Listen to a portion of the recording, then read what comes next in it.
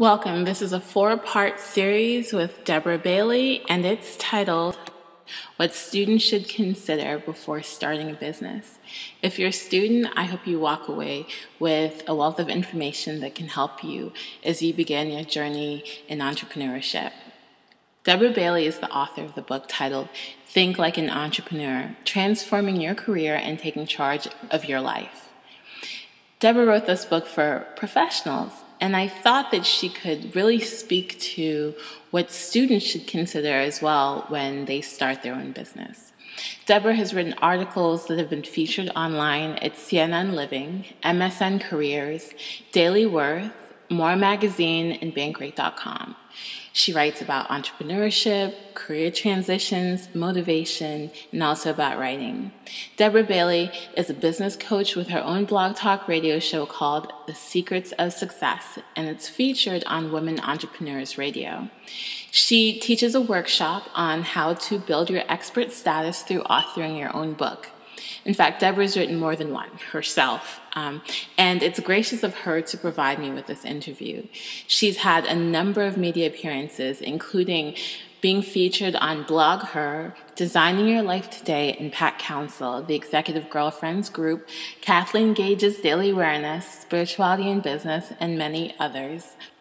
To learn more about Deborah, visit her website at www.dbaileycoach.com. That's www.dbaileycoach.com. And you can visit her Facebook page, which is Women Entrepreneurs. So that's facebook.com/Women Entrepreneurs.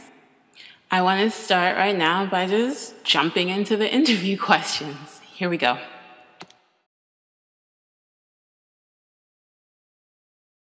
This question, I think, it speaks to the financial aspect of starting a business. The question, when it comes to investing money, is there a dollar amount that you recommend for a high school and a college student to think twice about before exceeding when they start up? If it costs more than this, you should think twice or be cautious. That's what I'm thinking. There has to be an amount. You should not. Well, see, the catch to that is that it all depends on how much money someone has available. Some people may work towards a goal, and then they may have money put away. Some people may just ask their parents. Yeah, absolutely. Mom, dad, uncle, aunt, cousin, brother, sister. Right. And some people may not have anything at all. So that, like the marketing, that is something that really depends on what type of business you're starting. If, for instance, you're starting a business that is a direct sale, let's say, and they may have you buy a kit to start with. That could be $30, that could be $50, that could be $100.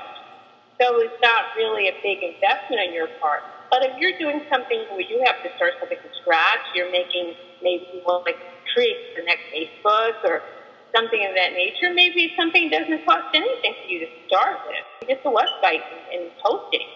I would say that you shouldn't go in, when you find that you have to borrow a lot of money that you feel like, how am I ever going to pay this back? $500. At this point, $150 works for me. Right? If I borrowed $500, I might be signing my life away. What can you do for $500? I don't know, but you can. It depends. I mean, that's the thing. How much can you afford to lose? And that's probably different for each person.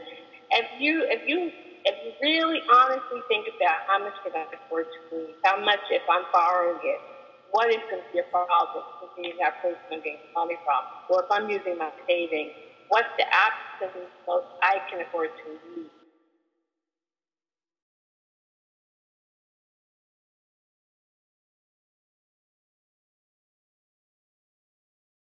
In your book, you say an entrepreneur needs more than a website and business cards. They need a marketing strategy. Are there marketing strategies you know of that are better suited for high school students than any other age group? Well, I think that the marketing is pretty much the same, but it depends, of course, on what kind of business that they're going into, it's pretty much open no matter what your age group is. You know, you're not necessarily stuck with a certain type of business because you're in high school or you're an adult. So I would say that for the strategy right now, of course, a lot of people are on social media, and probably people of a certain age might be on there more than other folks are. So if you're already there, that's a strategy to take advantage of, but it depends on what you're selling. You know, if you're selling something that people are normally going to purchase, say, a product, but your market isn't on social media, then maybe there's some other things you can do. Maybe you can send out, you know, postcards to people, or maybe it's something where you are part of a certain sport and you can reach out to those other people who maybe you're in a team with, or their family, or something like that. You know, marketing really depends so much on what it is that you're marketing, who you're trying to reach. That's probably the most important thing. I think, you know, if you aren't going to reach those people on social media if they're not there.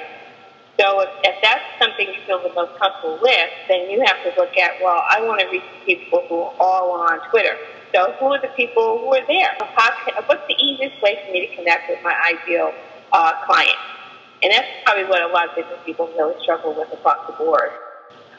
Because you don't want to spend so much time trying to find them that you never find anybody to buy what you're selling. So I think you have to start with what it is I'm selling, who's going to buy it, where are these people usually at?